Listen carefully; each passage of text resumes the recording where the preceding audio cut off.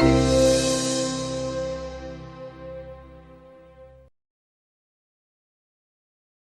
welcome. We have Sunniva Sorby joining us today for a talk at Google. I'll tell you a little bit about her and then we'll get to her amazing story. In 1993, as part of a historic 4-woman expedition, Sunniva skied 67 days across Antarctica, covering over 700 miles in winds that topped 50 miles per hour in 60-degree below zero weather. She and the other women pulled a 200-pound sleds, and they were actually the first women's team to reach the South Pole in a human-powered expedition without the aid of sled dogs or motorized vehicles. Since then, she's returned to Antarctica over 50 times, completed expeditions on Kilimanjaro and the Greenland Ice Sheet. She started an adventure travel company called Red Door Adventures to blend her love of sharing different cultures and also to create opportunities for women in business. And through this company, she's created numerous trips to Kilimanjaro and Patagonia. Currently, she's the global director at Polar Latitudes, which is an expedition cruise company that operates 2 cruise ships in Antarctica.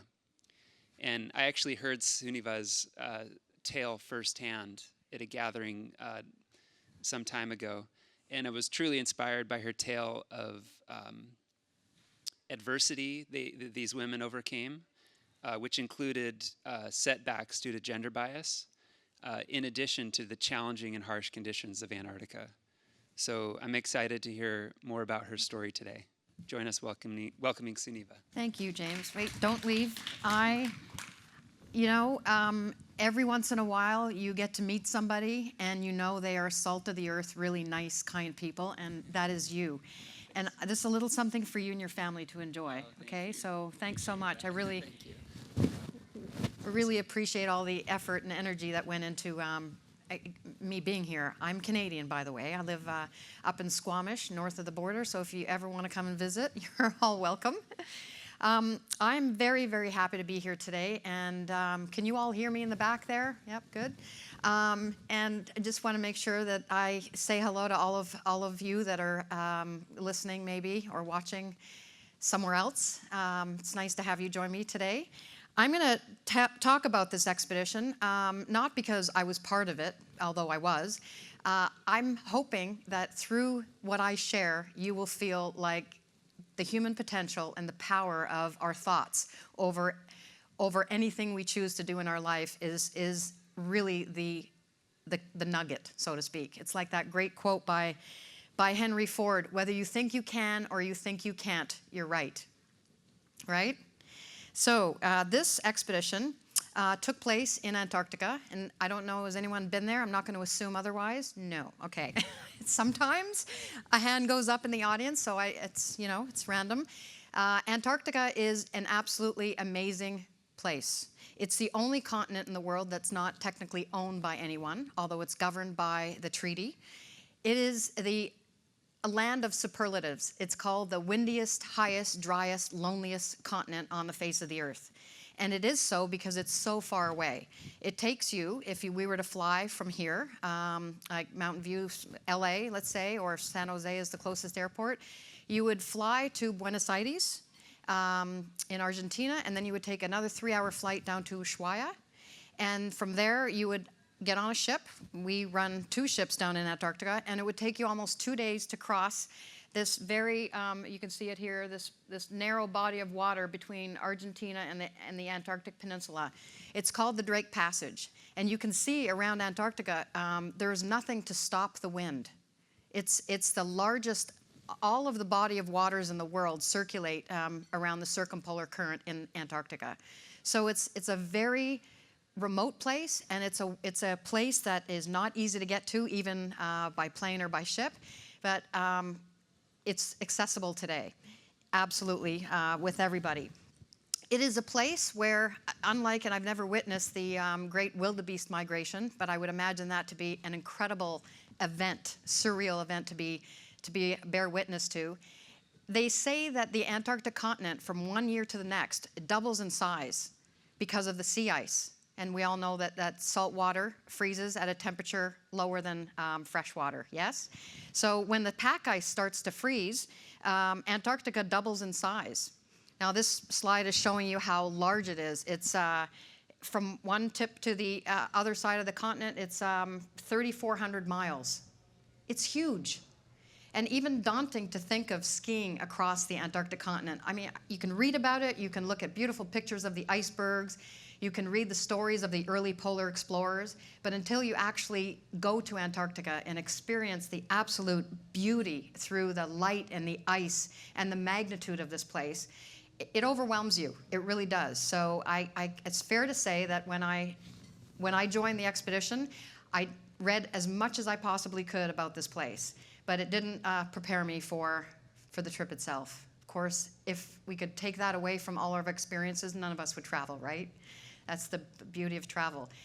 The South Pole is 90 degrees south right here. It's where the Earth squeaks on its axis. It's where all the lines of latitude and longitude converge. And it's a surreal thing to get to the South Pole because you feel like, yes, it's an incredible accomplishment to get there, but you see an actual South Pole marker. So you have to touch it, right? You have to. You don't lick that because that's not a good thing. It's like, for those of us who ski, not a good thing. But when I got there and saw the South Pole marker, it stands about this high. There was a row of South Pole markers. It's a little defeating, to see a whole row of South Pole markers. And that is because the ice sheet moves somewhere between 3 and 30 feet a year. 3 and 30 feet a year. So if you were to build a house, don't do this, if you were to build a house down there, it would move every year. And eventually, it would end up down at the edge of the Antarctic continent where calving occurs, where the glacier actually starts to break off. And we know that climate change is a very big deal down there. We're bearing witness to changes in both the Arctic and the Antarctic, and it's very real down south. I see a lot of calving when I'm driving a Zodiac. It's incredible. So just to fast forward a little bit about early exploration, because 82 years after the first team of men reached the South Pole, we did our expedition. In our life, that's not a long time, really. But it's amazing. It took 82 years for women to even conceive of the idea of going down to Antarctica. And I can tell you that we had a lot of people look at us. I'm the tallest of the four of us at 5'6" or whatever I am. And the smallest was Anne Dalvera. She's 5'2".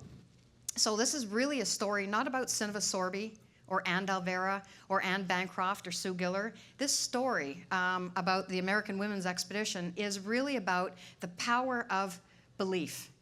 Not just individual, but how important it is for us to support each other in our efforts.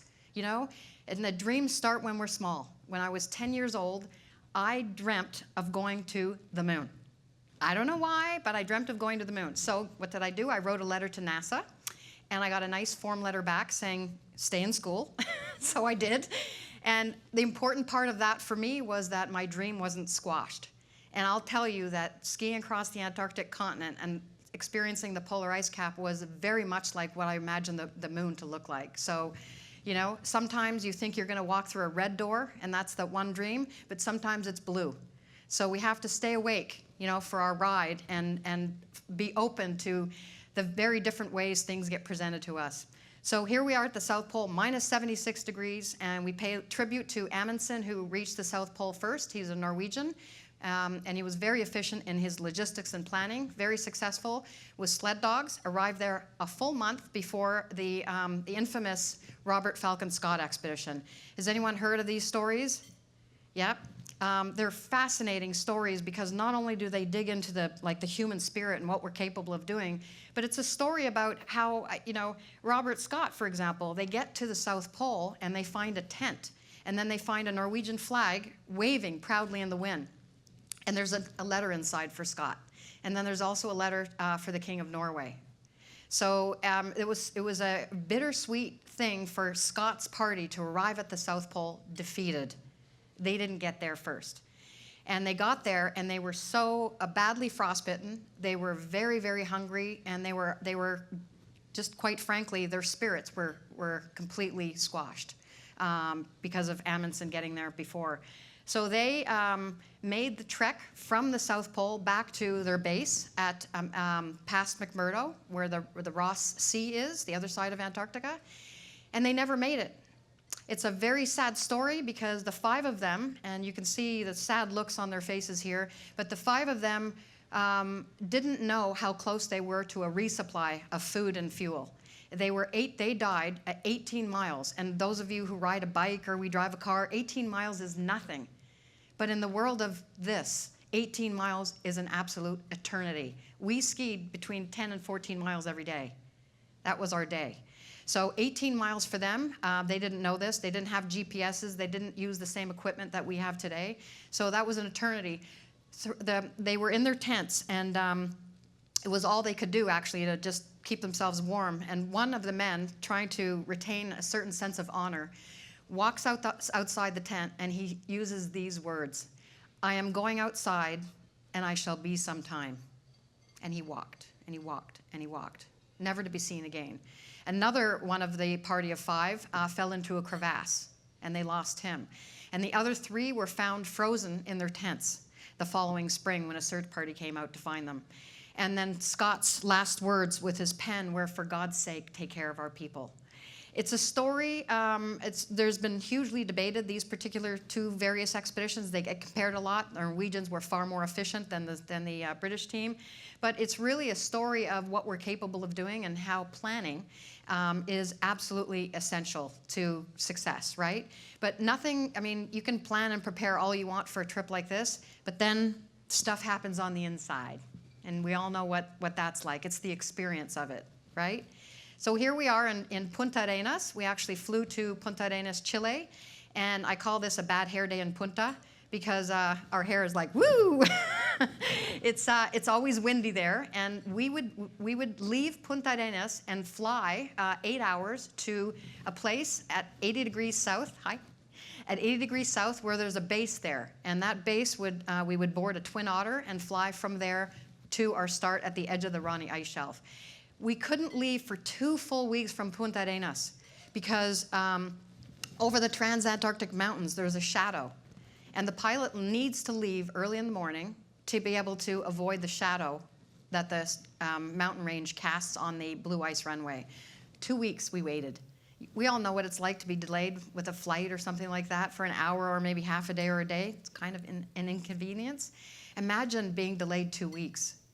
The worst part about that was the anxiety that was building up, and it was also bad for us because you start to, we're training really hard for these trips, and we're trying to eat as much as possible. That was a good thing, actually. We ate like crazy for those 2 weeks, and we stayed, tried to stay in shape by running, and we also got to know some of the other expedition members that were down there. There was a team from England, and it was Sir Ranulph Fiennes and Mike Stroud. I don't know if any of you have heard of that expedition, but they were going to do a study on starvation.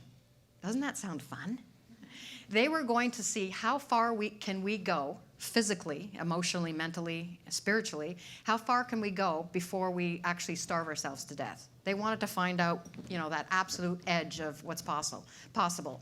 And they did. They were taking tissue samples from their thighs for some of this study, and they were hailed as heroes. They looked more dead than alive when they were picked up. They were 10 days away from being very successful, but they were on the cover of Time magazine when they got back and hailed as heroes for this. We, as a group of 4 women, women had never tried this before. We were extremely careful about how we presented what we were doing to the world because we wanted to go as a team of 4 and come back as a team of 4. We wanted to ski all the way across the Antarctic continent from the edge of the Ronnie Ice Shelf, which you see there. We got a nice letter from Edith Ronnie. That ice shelf is named after her. And we wanted to go to the South Pole and then from there go to McMurdo and catch the very last cruise ship home, which was February 14th, Valentine's Day. Motivation. Everything down there is a little mathematical equation on how many miles you do every day, how much food you bring every day, 2 pounds per person a day, 6,000 to 7,000 calories is what we ate, a lot. And a large percentage of our diet was actually fat because we need to stay insulated from the cold. So our goal was to ski all the way across the Antarctic continent. I'm not here to talk about that because that didn't happen. We made it to the South Pole. The reason for that is losing 2 weeks in the beginning to bad weather, and also I got very, very sick. I had bronchitis for over 45 days. I had tendonitis in both feet, and I mean, I look back on this trip, and sometimes I'm not sure how in the world I did it. I clearly was not alone, if you know what I mean. So our mantra was 4 to the pole. When all these setbacks and all these things were happening, it was, no, not 2 people will go to the South Pole and call that a success. It will be the 4 of us. Our goal was to also pull all of our weight. We had 200 pounds in a sled that was about 6 feet long. And you look at me, and we can look at anybody and go, what? You've pulled a 200-pound sled, or you skied down Mount Rainier? You know, and yeah, we're amazing people. We are amazing when we put our minds to it. I'm not sure how we did this uphill. We start at 3,000 feet, and we ski up to the South Pole, which is 9,300 feet. I can tell you that momentum is everything.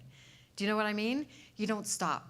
You go. You do one breath, one pole plant, one tug of the sled, and then you got the next step. And you just repeat. You press repeat, repeat, repeat. It's not like eating the big steak at once or something. It's taking small bites. So you see heel lifters on our skis. That was really important. So we were elevated, and we were always like leaning at a little bit of an angle like that, so we could actually pull the sled. It was very, very hard. And in there was everything we needed, from food and white gas, fuel to cook. 2 pounds per person per day. You look at one of those bags, and it was 32 pounds. So it would be excuse me, yeah, it would be 32 pounds in one bag. That's for 2 women for 8 days. And every 8 days, we rotated a new tent partner. Do you think that's kind of important? Super important, because after 8 days and you're in a tent with someone, you know everything about them. You know way too much about them. And you need a little bit of a break. So it was a strategic decision on our part. So we've got everything. We've got all the food gets prepackaged. We had kids. We had so many children follow our project, and they signed little notes, and they put them in the food bag, so we never know what message we were getting when we opened up a new bag, and just the different ways that support came to us. Our project cost $1 million, which today is nothing. Well, maybe it is. It is, actually. But we didn't have one corporate sponsor that signed on board to our expedition. Not one. I gave a presentation last week, and a guy said, you know, if you did this expedition today, you would all be millionaires. And I'm not a millionaire, but I do feel very rich inside, if you know what I mean. And I think that counts for a lot. So $1 million expedition, not one corporate sponsor came on board. We had Nike and L'Oreal that were thinking about it, but they didn't join.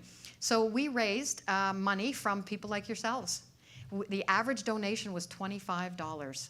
We had money, we had $1 that was sent all the way from Germany to the headquarters in Minnesota with a note saying, this is the only American money I have. But, you know, but it was like, that was so meaningful for us. So we raised $600,000 like that, selling T-shirts, you know, selling our souls, traveling around doing presentations. And the extra $400,000 we raised when we got back. And it took us 5 years to raise that extra $400,000 when we got back. So it's an incredible story of just the power of people. You know, and you're at Google, you're all about connecting things and people and the community, and I love what you have going on here. It's absolutely incredible. And I think that cohesiveness and, you know, being connected with one another is so key. And for us, it really was the fuel for our expedition. On one day, and you know, as 4 women, we all had our cycles down there, and and actually, after 1 month, we were all timed together. That's kind of scary. 4 women who were on their cycles at the same time. We were like cats, you know? It was pretty interesting. But Anne Bancroft, who I was tenting with at the time, wasn't feeling very well. And after, you know, a day of the sled and the harness tugging at her stomach, it was really, really hard. So I said, I'm going to make dinner tonight. And we did rotate who would cook breakfast and dinner. And I made her a meal, and it was macaroni and cheese. I mean, who goes wrong with mac and cheese, right? It's so simple. You've got we know. It's like butter, the noodles, cheese powder, and some milk, right? Do you do it differently? No, it's so easy. So I wasn't part of the, you know, all of the bags that we had to put into various 32-pound stuff sacks. So I grabbed what I thought was the cheese powder and I mixed it in with the macaroni and the butter, lots of butter, lots of butter. And Anne takes a bite of this and kind of whips her head around and looks at me and she goes, "What did you put in here?" And I'm looking at her and I take a bite and I thought, wow, this is really awful. This was awful. And I realized that I mixed, instead of cheese powder, orange drink with the macaroni and the butter. Don't do that at home, okay? It was so awful. And the worst part for us is that we had to eat every single bit of it because that was our ration for the night. So you got to be very careful who you're tenting with and who's cooking. It's number one. Another goal that we had, in addition to pulling our own weight, was to communicate with kids, and it's not done this same way today. Of course, we had a 30-pound military radio that we used on this expedition. That's heavy. 30-pound military radio. We set up skis and ski poles and hung a dipole across the skis and the poles so we could communicate in the direction of Patriot Hills, which was, there's a base there still today. If you wanted to go to Antarctica and photograph the emperor penguins or climb Mount Vinson or ski to the South Pole, you would go to Patriot Hills. It's 80 degrees south. And that's where we were communicating every 3 nights at 7 o'clock. That was our sched time. Our call sign was AWE, Alpha Whiskey Echo, Alpha Whiskey Echo. So we would call into Patriot Hills and we would let them know where we were, how our food was, how our fuel was, and anything else to report out. It was all one way. Well, 2-way with them, but pretty much one way. We had no communication with the outside world. Doesn't that seem absolutely foreign today? I mean, on a trip today, we would be able to take like a handheld iridium satellite phone. We could talk. We could say, we could order pizza if we wanted to, which I tried on Greenland. But they didn't deliver. Domino's say they deliver anywhere, but they don't. I did that, and I went and talked to the manager when I came back to San Diego, but it's kind of funny. So a communication for us to the outside world, we had 100,000 kids followed us with a map that National Geographic donated, and push pins on a map. There was no internet. This is 1992, 93. And I really do enjoy sharing the story because it's about the absolute simplicity around how we can move around in the world. This expedition was maybe too far ahead of its time, if you know what I mean. Maybe we were the first to do it and the first to succeed arriving at the South Pole, but I wonder, in retrospect, with the internet, what that would have done to our trip. We had no way of knowing how people were. And that was actually sometimes disconcerting. We were also doing research on our physical bodies because we had 4 very different body types. And you know, how long does it take for you to get really cold and start shivering? Shivering is a really good thing. Actually, it's our normal response to the cold. But when you stop shivering, that's dangerous. So when you get to that point, you start to become hypothermic.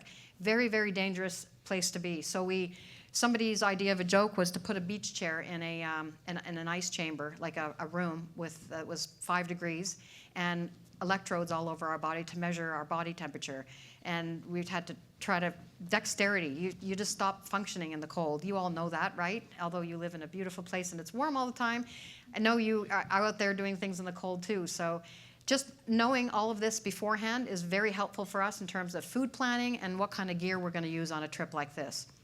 So I'm sharing this, which is coined by a man by the name of Paul Petzold. He's the founder of NOLS, the National Outdoor Leadership School. And he came up with this expedition behavior. And I like this because it's a kind of way of thinking that makes sure that you absolutely take responsibility and care of yourself, but then in doing that, you are then able to have the group's care in mind. You know what I mean? So it's all about the collective. I think if every company operated with expedition behavior, wouldn't we be all better off? I'm sure you do it here, but this was an important thing for us on the expedition to have or to adopt as sort of how we treat one another, although it didn't always happen. I'm going to share a video clip, and this clip is just me joining the expedition because that's a story in itself. I had 6 months to prepare for this expedition. Unlike the others, they had 2 or 3 years or 4 years. So we'll roll the video clip on this. Thanks.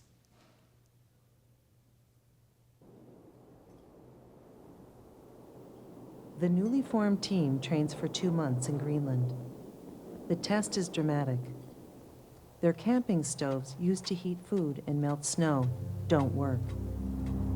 A language barrier results in delivery of the wrong fuel. While awaiting delivery of the proper fuel, The team eats 5 days' worth of rations without leaving. Once en route, they learn to ski using parachutes and to survive when snowstorms bury their tents. Anne develops frostbite. Sarah Harrison struggles with intestinal problems as her weight plummets to 90 pounds. Towards the end, the women run out of food and resort to eating their frozen garbage. Greenland is severe. Antarctica, even more so. When we get across Greenland, finally, and feeling very triumphant, and feeling very solid as a team, the 4 of us.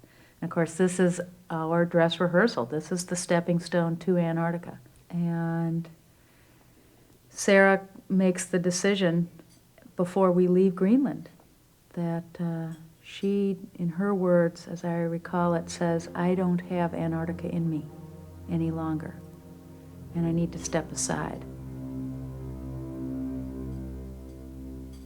And I, at that time, had obviously not entertained going across the Antarctic, but the idea of something big was in my realm of thinking. And Sunniva hadn't been on a lot of expeditions, and Sunniva was younger than the rest of us by a fair bit, at 30 years of age. And so that young, almost naive spark was really captivating. Supposed to talk? I had my own little wish, and that was essentially to prove that I could do this. Sunniva Sorby is from San Diego. She has extensive wilderness trek experience, although none on expeditions that are 4 months long. She has only 6 months to train before departure, none of it on the ice. She had a willingness to try anything new about it, and brought no preconceived conceptions or misconceptions about what was going on. I mean, that was her strength and that was her weakness. And yet she had the ability and the hunger to want to continue to learn.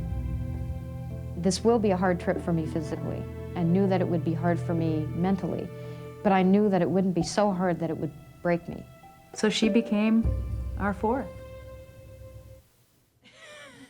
I'll be honest, it broke me. It's funny, I often get asked, how did you think you could do this? Because there's a little bit of the ego at play, you know, when we make a decision to do something we've never done before. It can be a very healthy thing. But then when you start on a trip like this, you must check your ego at the door, you know?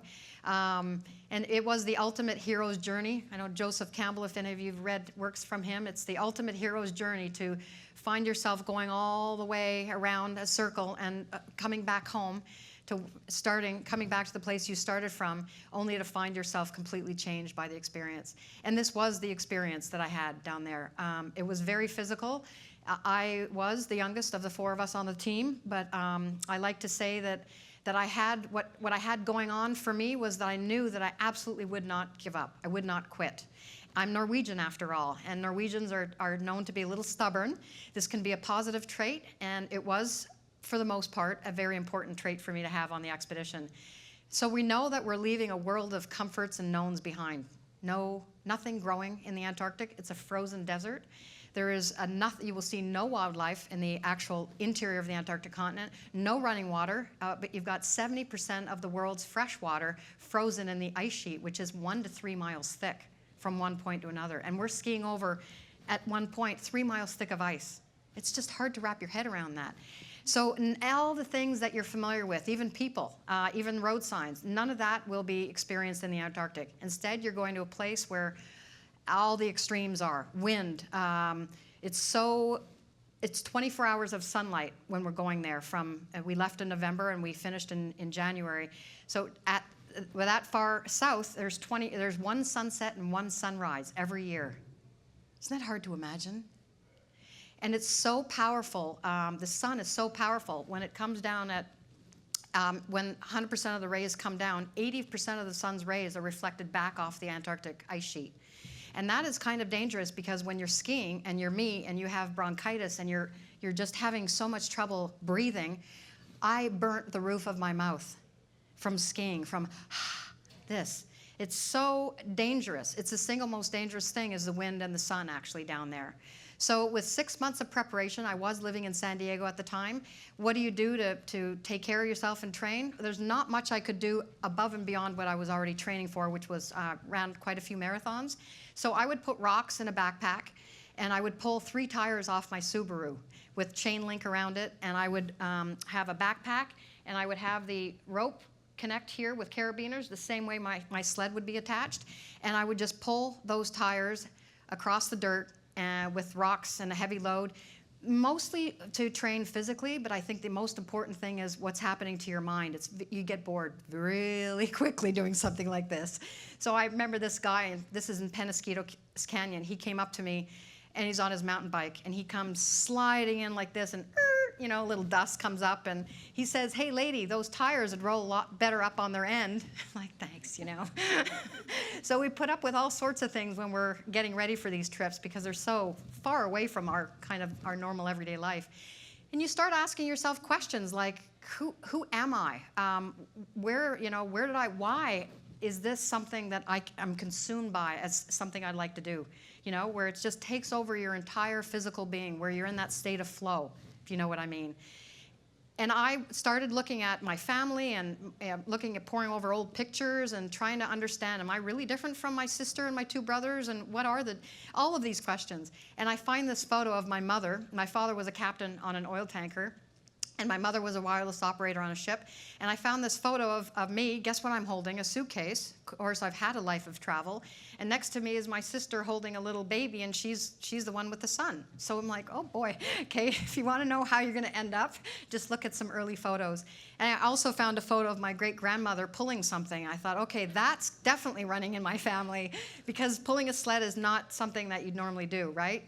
So here we are in Punta Arenas. We fly over the Transantarctic mountain range. Finally, after 2 weeks, we land there on a blue ice runway. This was the scariest part of starting the trip. It's a sun-cupped blue ice runway. The plane comes down. It was a DC-9, and it has to whip around 180 degrees to slow down, to come back.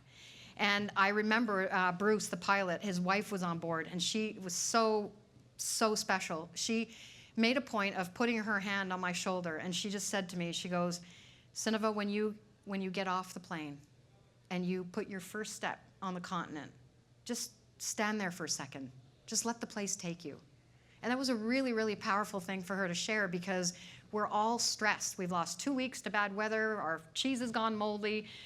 We've got 5 guys standing at the South Pole, arm in arm. They're literally standing there, smoking cigarettes, and looking at the 4 of us coming off the plane.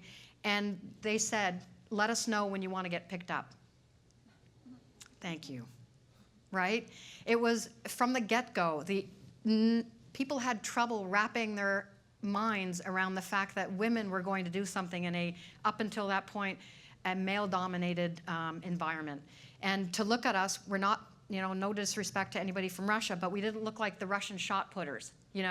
We weren't big and burly. We were normal women with fires in our belly and a desire to do something, not just individually, but collectively, and show people that as humans and as women, regardless of your gender, your race, your size, any of that, you put your mind to it, anything's possible. So we wanted to be those conduits for that message in the world, technically. So we started skiing. We didn't take to heart what those 5 guys shared, and we just start skiing. 1 step at a time, pulling our load. Unfortunately for us, we had prevailing headwinds. That was a very unusual wind year in Antarctica, because we hoped to use sails. We had kites, and if you have a tailwind, you're skiing, your sled's behind you, and you're on skis, and you're able to use a kite and just sail across Antarctica. Doesn't that sound fun? And it sounded so much fun to us too, but we unfortunately, that 10 pounds of sail sat on our sled the whole trip because of the headwind that was coming. So we didn't get to use that. So we had to pull our load. And it was really a process of, we read all these books about living in the moment, and it's hard to understand what that is, because the second you do it, the moment's gone. Have you been there? So I liken what I did on this expedition to absolutely forcing you to be in the moment. Because if you obsess over where you are and how big the trip is and what you're going to do, you will be absolutely defeating yourself just by your own thoughts. And those thoughts start to permeate inside your body, and then all of a sudden it impacts your energy, and then you can't make that next step. So it was really, really important for us to think, one step, one pole plant, one step, one pole plant, every single day. And this woman right here, Sue Giller, I'm just going to share a video clip in a second. She was our navigator on the expedition. We all had different roles. And her job was to keep us on a straight path towards the South Pole. It sounds simple, right? We're in a place where it's absolutely nothing but white around us, but we have nothing, 360 degrees, nothing to give us a point of reference for where we are. Nothing. So we're relying on our compass, which I'll show you in a second, but we're relying on a GPS at night, which Sue, we always knew when she was warming up the battery pack in here, because she screamed. And she'd warm up the batteries, and then we'd hold up the GPS so we could get latitude, longitude, and get a fix for where we are, and then plot that on a map so we would know what direction of travel to take the next day. So I'll share a little video clip of kind of what it was like to tent with Sue. Because we had 4 distinct personalities, it really shook things up.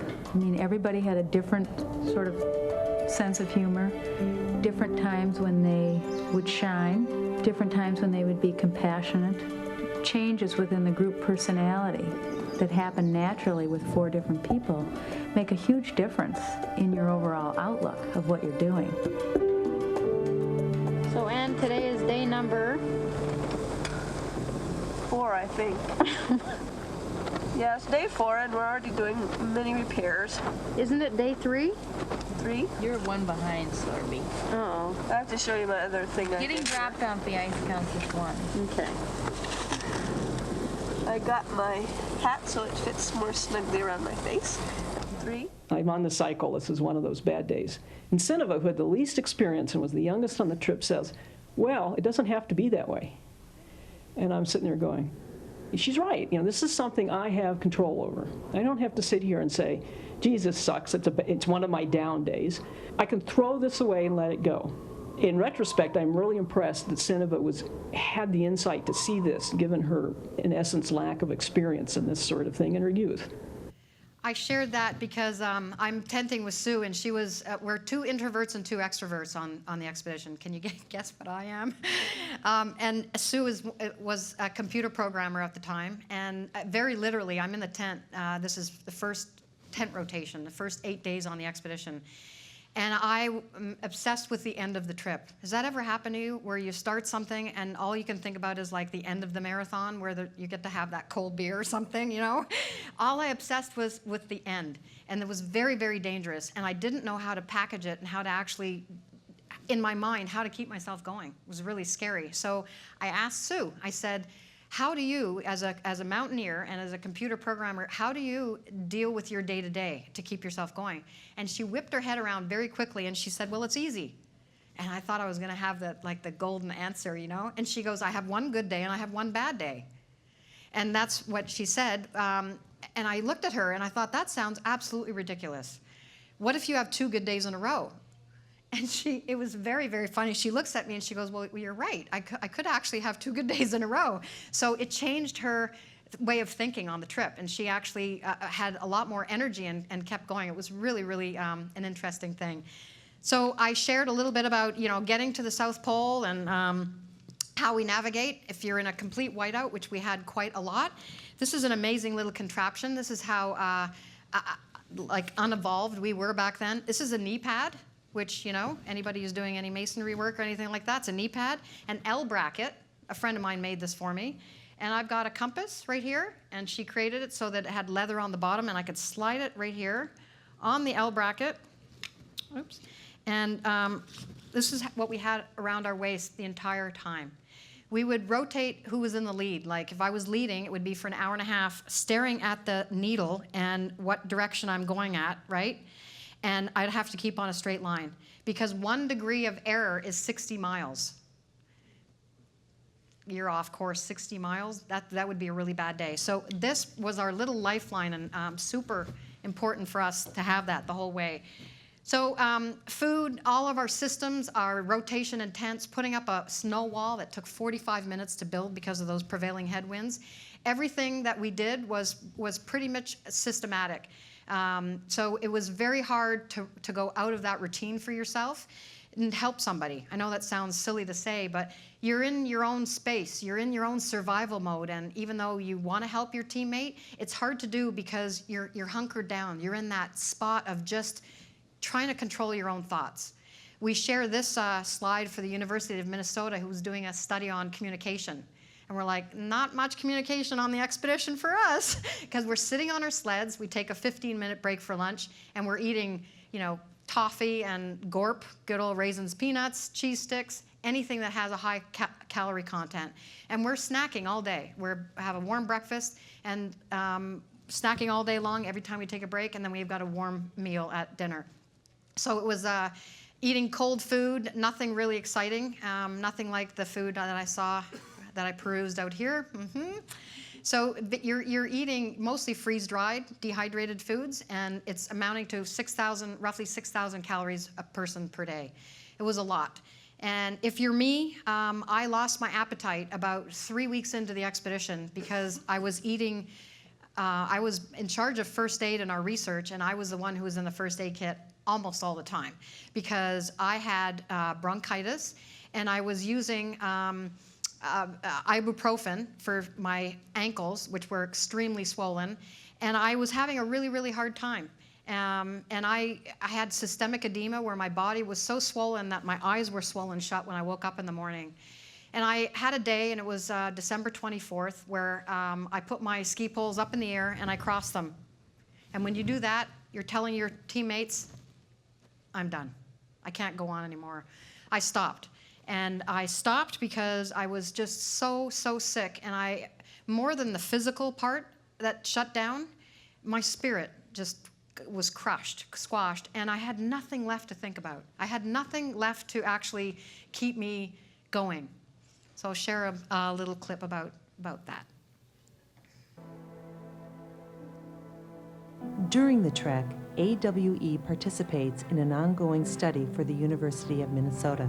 The topic, the psychological effects of stress, risk, and gender. So there were questions that we filled out every single night. And those questions were something like, how did you cope today? And coping mechanisms were like 1 to 10. Praying, crying, writing. And how often do you do this, Anne? Do this every night. Generally before I go to bed. Probably takes 5 minutes. Takes Sue about 2. Can you read off just 2 questions from there for me? They're asking what the exertion of the day was, and it goes from nothing at all to maximal, which is a 10, very, very strong. Generally, for me, I'm in around the 5 or 6 range. Do you like doing the questionnaire? I tend to get a bit irritable about it in the evening, especially after a 12-hour day. And that's usually when you have to do it, is in the evening, right? After your 12-hour day? Yep. It's after the day. Is there a spot on there for irritable? There is. There's a spot for irritable, hostile. Sometimes it makes us hostile to do this. But I couldn't fight anymore. I couldn't keep being obsessed with the pain and taking painkillers and having the swelling go down. I didn't have any more things to draw from. And so I let myself cry. I just sobbed horribly. And what's nice out there is you've got these big glasses on, and nobody can really see if you're crying. So I did it in the comfort of the Antarctic. You must never let yourself think of a big distance, the enormous distance ahead, and all the pain which lies ahead, because you might not be able to cope with big thoughts. So you just think of the next 10 minutes. There were times when I prayed for just guidance of decisions, when we were making big decisions and when I was making big decisions, guidance in how to motivate the gang. That was Sir Ranulph Fiennes. I told you about the 2 men that were doing the starvation study. He was one of the 2. So we are now 4 days away from the South Pole. And Anne is in the lead, and she's navigating with us. My friend made one for her too. She's navigating off of what she sees in the distance as something that's in her straight line. The problem was that this particular thing was moving, and if you're in a plane and you're flying above us, this is what we look like from the air. The 4 of us, our 2 tents, and our 4 sleds. We only got this photo when we came back from the expedition. And does that not look like the moon? I think that is just what I would imagine the moon to look like. So Anne was navigating off of a moving object, which is C-130 Hercules that came from McMurdo to the South Pole, and they heard that the women were coming. So they came from the South Pole, they flew over us, and they did this, tipped the wing. And we're standing there. I mean, we have gone 2 months not seeing a soul, nothing. We've gone so far away inside, so deep inside. And I'm really still very, very sick. And I stand there, we all stand there with our ski poles under our armpits, and we're looking at this plane going, wow. Like movement, there's movement in the sky, and there's a plane, and do they know we're here, and all these questions. And then all of a sudden, there's a chute, there's a technical name for the chute in the back of the plane. Out comes a box, lands about 150 feet away from us. So we send our best skier, Anne Alvera, to go and get the box. And she comes, and we rip it open. It's got priority post, U.S. priority post, love this, and duct tape. And there's a letter in there from 16 people that are on board the plane, and it says, "To the Antarctic explorers, we have been tracking you every day." They knew what our radio sched time was and our frequency, and they listened in. They knew that we had frostbite, tendinitis. They knew that I was so sick, and they knew that we ran out of chocolate. And so they said, "Congratulations on reaching the South Pole. We'll see you when you get there." And inside were cheddar cheese goldfish. I love those things. Crossword puzzles, comic strips, all the things that you might need to keep yourself a little entertained out there, right? And then lots of food. There was homemade chocolate chip cookies. And the thing, after 2 months of doing this, and the 4 of us overcoming all sorts of obstacles, both from people who didn't believe that we could do it, all the biases and hurdles you can imagine. We're standing there and we're weeping. The 4 of us are around the box, and we're weeping at the sight of a red rose, which was in the box. And it was beautiful, and it smelled like a rose, and it was the only external smell or thing that we had to remind us that emotionally we were still alive. And I think that's an important thing, because we do these trips to learn things about ourselves, yes? And to actually find, that ultimate human experience where we're in that state of flow, and even through hardship. And so I had a really strong purpose on this expedition. I share this. I love Viktor Frankl's book, Man's Search for Meaning. Really great read, because essentially I think all of us are looking to be happy in life, right? It's been written about so much.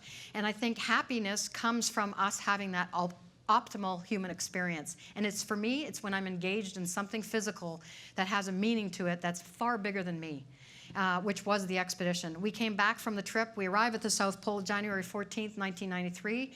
I'll end with a short little video clip in a second. But we got there, and the best part about arriving at the South Pole was it was sort of anticlimactic. It was over.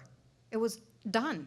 And that actually was a hard thing, to be over, because every day you're focused on survival, and now you don't have to be. So they opened up the restaurant, the galley for us, and we had 3 hours of, let me tell you, this was heaven. We had 3 hours of nonstop eating at the South Pole because we were so hungry. It was the end of a day. We touched the brass plate at the South Pole, and this is video footage from that. Day 43. We changed tent mates. Anne is with Sunniva and is back on track. Anne led 3 times today and is walking normal and is talkative, right on schedule. One comes up, the other goes down. And I don't care as long as we keep moving. Day 44. The ankle is definitely aggravated by the weight and climb. I can't change the uphill, but I can change the weight. I tell her there are different types of weight: sled weight, emotional weight. She keeps Sue and Anne going, and I need her for that. And it takes energy. I would be out with the radio, and everybody would have already had dinner, and I'm still stringing the antenna. And if she was my tent mate, it would never fail. I would come crawling into the tent, cold and miserable and sort of feeling sorry for myself, and there'd be a cup of hot soup. You know, she always did that. And the others did not, myself included. That we were in our hunker down survival mode, you know. You can get it yourself. I mean, it became very spiritual in a sense because, you know, when things happen to you physically, you don't have control. And so it becomes bigger than you are, and when you let go, I think the process of change starts to happen in you. You see things differently. You allow yourself to grow. But what I didn't realize was that me being changed would be through all this pain. As we get closer, we begin to realize what looks like a little tent is actually a 3 or 4 story building. You have no perspective whatsoever. At one level, I was absolutely ecstatic because as the navigator, I'd found the South Pole in the middle of nowhere. I first hear the noise, and then I see the figure of the snowmobile, and then I smell the diesel. And so you talk about your senses being reawakened. There were 3 people on the snowmobile coming out to greet us, and we were amazed. There are people there. Wow, this is a big event. And so these people filtered out of these buildings, this research station, and they came and they were cheering us on. We were very much, I think, like horses heading for the barn. I mean, we just started going faster and faster. All of a sudden, you weren't in control of your thoughts anymore. You just had to let things happen to you. This is taking us a while to sort of plod our way to the pole, the visual pole. We're seeing it, we're going there. At this point, I've got the group shoulder to shoulder because I want us to come in together to signify this team. And then these people come out and they're shaking your hand and they're just so excited. You know, we've got to be the first people to come out and meet you guys. This is just the neatest thing. They're walking with us, so it's almost like a parade. People are cheering on the sidelines and they're telling us, you know, yay for women. Good job, glad you're here, and congratulations. We all touched the pole marker together. There is no evidence any longer. I mean, if you look at Sunniva's face, you do not see, you know, pain, and we're not rushing her off to some medical facility. We are reveling in the fact that we are there. Just by the mere dint that we are standing there for so long, freezing to death.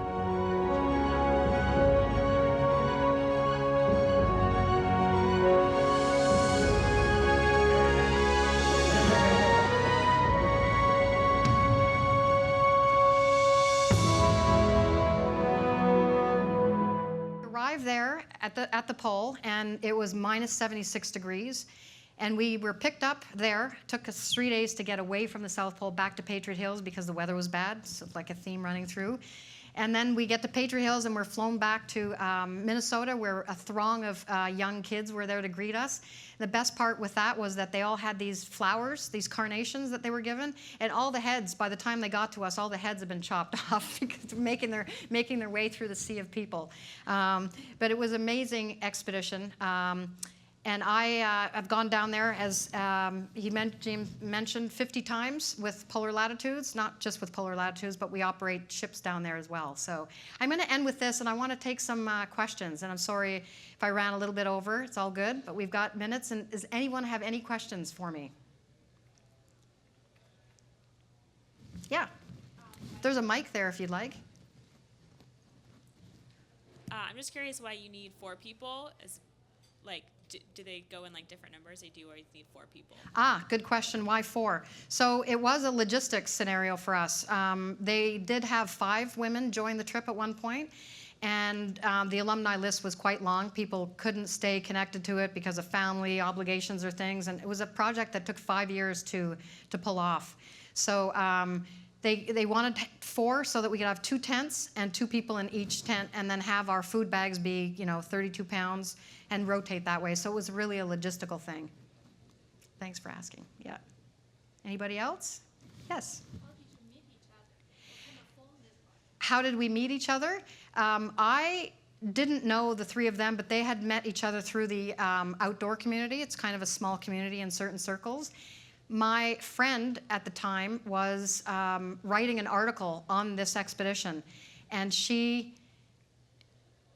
learned from Anne Bancroft in one of the phone calls that they exchanged that Sarah had dropped out.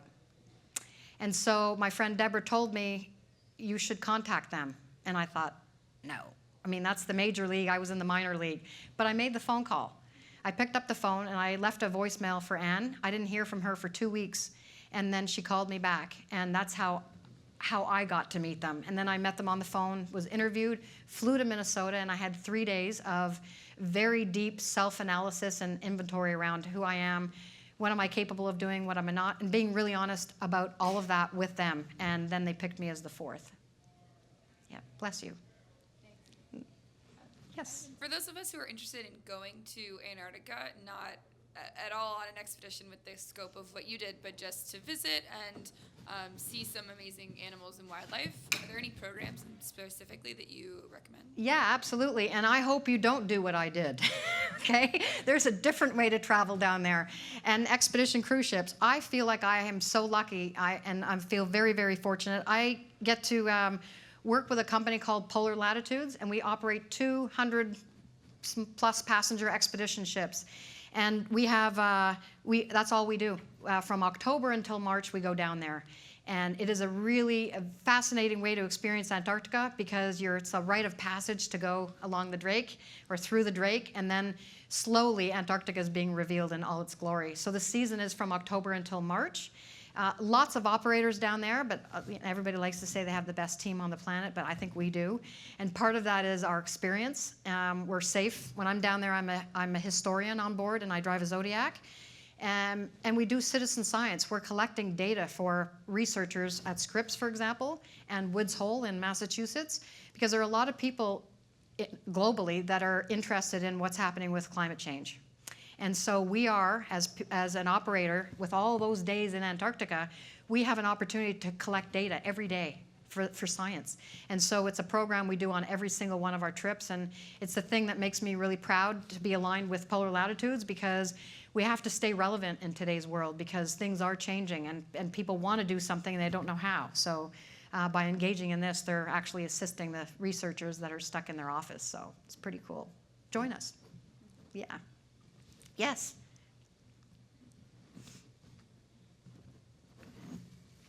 Hi. Hi. So when you do something extreme like this and you are injured during the trip and you're taking medication, you're working through the pain, how do you know when it's time to quit or not to quit? When I look at your ankle like that, I think I would be scared about whether I could walk normally or run again after I finish the trip. I imagine something like that. This probably happened during training too. You probably had an injury you had to work through. So I was just wondering, how do you make that decision when it's okay to keep going and when to stop? That is a very good question. Thank you for asking me that. And that is a tough one because our ego, this is where the ego is not a helpful thing on an expedition, is there's a part of us that wants to overcome everything and complete something at all costs, right? That's the ego at work. And then there's the reality of how we really are and how far we can go, and can we realign and readjust the needle to say that, no, this is actually a success, and be okay with that. It's a really hard thing for all of us humans. On this particular trip, for me, I was scared. I was scared a lot, and I had no one to talk to about it. I had nothing. I couldn't Google. I couldn't get online and ask, at what point, how much ibuprofen is going to eat up my stomach lining, which happened, and that's why I wasn't hungry. I lost my appetite. So it's like that slowly, that spiral downhill happens quickly into that dark abyss. So I had to be really honest with myself first. And that was hard for me. It took me until December 24th. Our expedition ended on January 14th. So for that entire time, guess what I'm doing? Struggling, fighting myself. Why? We do this. We all do it. And I got to a place where I couldn't fight anymore. Very literally, I had no fight left in me. I had nothing. I was empty. And this being empty up here scared me most. And when I got to that place of being very, very empty with nothing to feed myself, I surrendered. And what that looks like is just the ultimate 3 days worth of bawling my eyes out in the Antarctic. And I'm Norwegian, and we're kind of proud people, and we don't do that. So just to give you some insight, and that was a very freeing experience for me. And when I cried and I let it all rip like that, I was embraced by Antarctica. I actually allowed myself the space and the time to give it all up. Let go. You know, detach from the outcome. Be in the moment.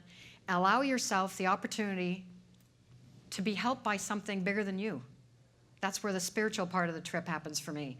And so when I got to that place and I allowed other things to show up for me, and it was that little ice crystal over there that happened to catch my attention. It was the the minute I became aware of something other than my pain and my suffering, the whole world opened up for me. So it was a very, very, I think it's super important for us to give ourselves permission to go to the edge. Because I think that we're often afraid to go to the edge because it's going to hurt me. We don't know this, and we're stronger for it. I used to think that strength was, you know, physical strength, somebody reaching the top of a summit by themselves or skiing across the South Pole by yourself. But strength is really our willingness to admit a weakness. That's what I believe. So, and the second we're willing to admit that we're less than who we thought we are, I think we give room and space to other things coming into the purview and making us stronger. I know that's a sideways answer for you, but I hope it does answer your question, because it was a very much an internal decision I had to make. I could have very easily said, ladies, I'm stopping. I want an airlift out of here now. And it would have taken 3 days for me to get help, but I was too proud to do that, and I was too committed to the team experience. So I pushed harder and to the edge every minute and every day just to keep it all together. And I think we're capable of much more than we think we are. I hope that answers your question. Thanks. Anybody else? Well, thank you guys for coming. Yeah, I really appreciate it. Thank you guys and gals. So that's how I spent my summer vacation. I really appreciate you taking the time and coming to listen to this today. And so go out there and make some magic happen. Thank you.